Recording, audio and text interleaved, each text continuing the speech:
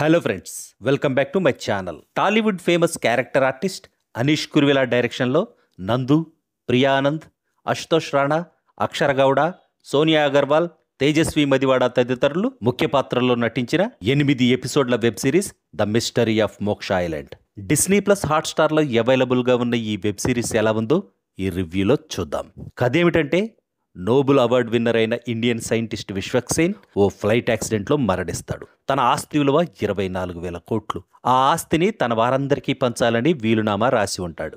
అయితే ఆ ఆస్తిలో వాటా పొందాలంటే మోక్ష ఐలాండ్లో ఒక 1 వీక్ ఉండాలనే రూల్ పెడతాడు. దీంతో ఆయన టీం తన ఫ్యామిలీ మెంబర్స్ అయిన వెంకట్, ఝాన్సీ, అదితి, మీనా, ఇషా తదితరుల్ని ఈ ఐలాండ్కు రప్పిస్తారు.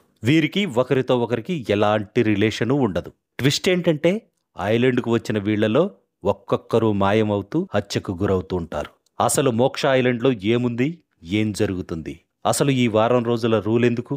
సైంటిస్ట్ విశ్వక్సేన్ నిజంగానే మరణించాడా, లేక ఇదంతా డ్రామానా? ఐలాండ్కు వచ్చిన వాళ్ళు అసలు ఎందుకు చనిపోతున్నారు, ఎవరు చంపుతున్నారు?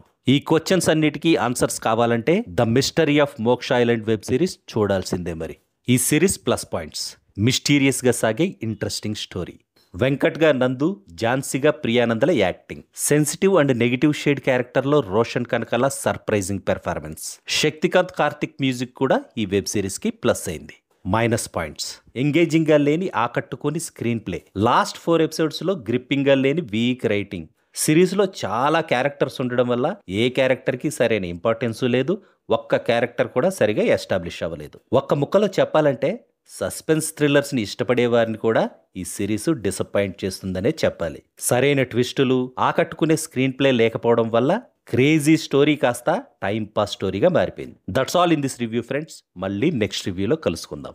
Thank you for watching.